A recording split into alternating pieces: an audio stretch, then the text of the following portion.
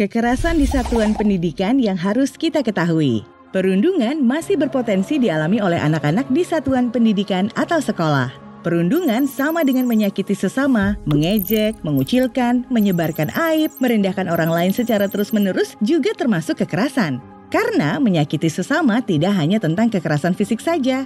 Ada banyak dampak buruk perundungan. Salah satunya adalah membuat luka psikologis yang berkepanjangan. Tidak ada anak yang boleh mengalami perundungan karena setiap anak berharga dan setara.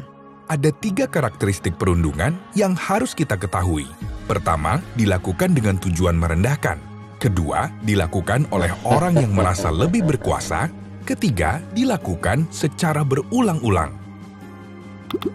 Kita juga harus waspada pada beberapa kesalahpahaman tentang perundungan yang harus dihindari. Selain perundungan, kekerasan lain yang masih sering terjadi di lingkungan satuan pendidikan adalah kekerasan seksual. Siapapun bisa menjadi pelaku maupun korban kekerasan seksual, laki-laki maupun perempuan, termasuk anak-anak, dari orang yang tidak dikenal atau justru orang terdekat kita. Kekerasan seksual mesti kita berantas dari lingkungan pendidikan, karena semua orang berhak untuk bisa belajar dengan aman dan nyaman, merdeka dari ancaman kekerasan. Salah satu cara untuk mencegah kekerasan seksual adalah memberikan pendidikan seksualitas pada anak sesuai dengan tahapan usia, termasuk tentang bagian tubuh yang tidak boleh dipegang orang lain. Kita harus memberantas perundungan dan kekerasan seksual dari lingkungan pendidikan demi memenuhi hak anak-anak kita untuk memperoleh pendidikan yang berkualitas.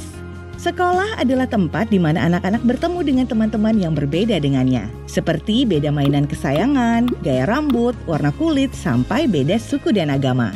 Dengan segala keberagaman yang ada di sekolah, anak berhak mendapat tempat aman dalam mengakses pendidikan tanpa diskriminasi dan intoleransi. Mari ajarkan anak untuk bisa berteman dengan siapa saja. Latih mereka untuk melihat perbedaan sebagai kebaikan dan peluang untuk bekerja sama. Agar anak dapat berkembang dengan optimal, sukses berkolaborasi, dan mencintai keragaman. Sebagai orang tua dan guru, kita semua harus berpartisipasi aktif dan bekerja sama dalam menghapuskan perundungan, kekerasan seksual, dan intoleransi di lingkungan satuan pendidikan.